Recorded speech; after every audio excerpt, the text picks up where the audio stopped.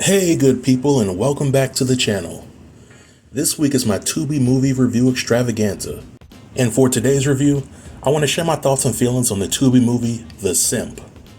Now, if for some reason you don't know what a simp is, according to the dictionary, a simp is somebody who shows excessive sympathy and attention towards another person, typically to somebody who does not reciprocate the same feelings in pursuit of affection or a sexual relationship.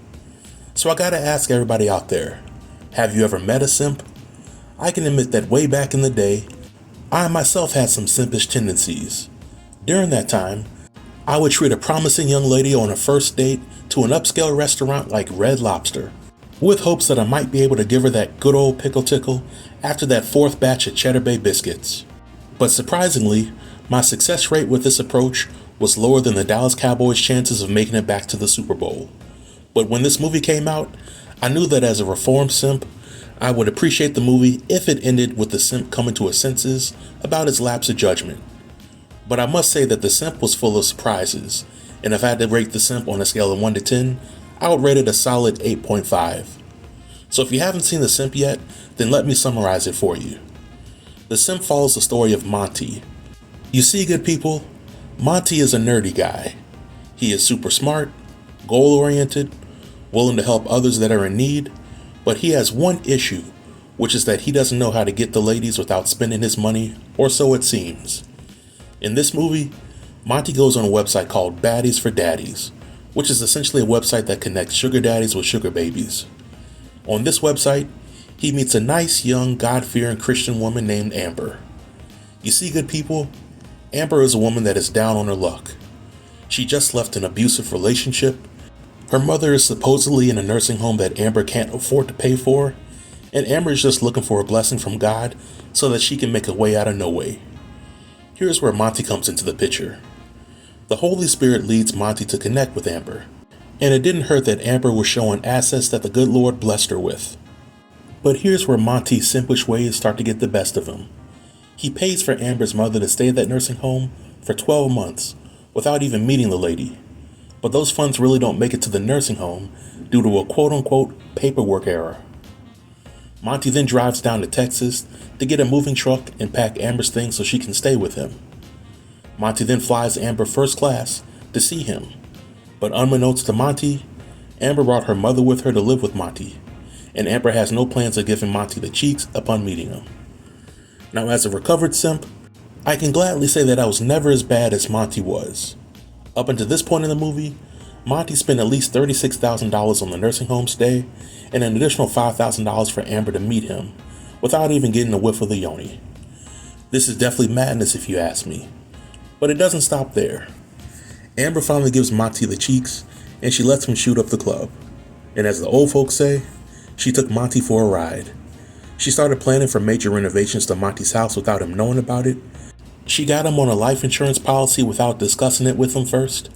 She moved some kids that she called her nieces into the home, and she let Monty know that she would call the police on him and file false charges if he didn't play ball when it came to giving her money.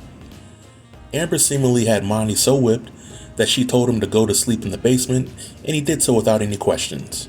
And keep in mind, this is his house and he pays all the bills for it. When I tell you that my patience was being tested as I watched this movie, I came very close to turning the movie off several times.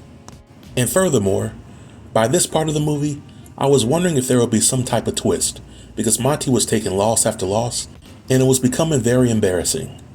But then I saw the ending of the movie, and I gotta admit that I was genuinely surprised.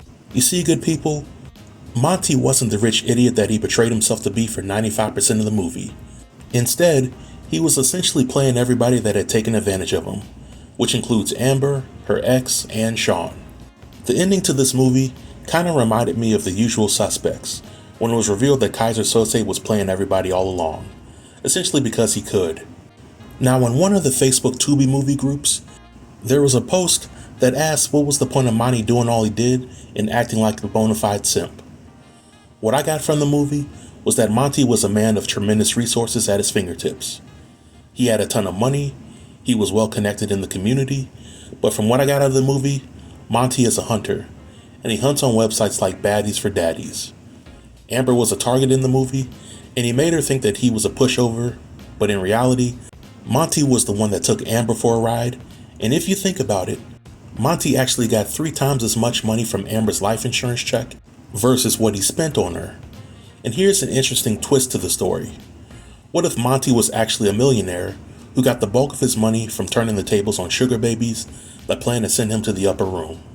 I can't really feel sad for sugar babies who meet their end at the hands of Monty because they just wanted to use Monty for his money, and they would have never found themselves in any compromising situation if they had come at Monty with pure intentions and a genuine interest in him as a person. So all in all, I was glad with how the movie ended, and it was good to see an independent movie on Tubi that didn't focus on the trifecta of gangs, strippers, and incest. Now, there were a few scenes in the movie that had me scratching my head. The first scene was of Monty's friend Sean at his day-to-day job. Is Sean a detective or a probation officer? I know that the movie showed Sean doing both, but I didn't know that police detectives could double as probation officers and carry the same caseload. But I thought that was odd.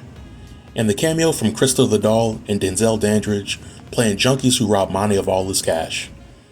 I'm used to seeing Crystal in movies as a stripper or a girlfriend of some hood dude, so to see her looking rough in a role like this was a huge WTF moment. But I do appreciate Crystal for going outside of her acting wheelhouse to take on different roles. But this marks the end of the review.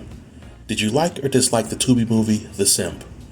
Feel free to leave all comments below in the comment section, and I'll be sure to reply to everybody. Until next time, stay tuned and stay safe. Peace.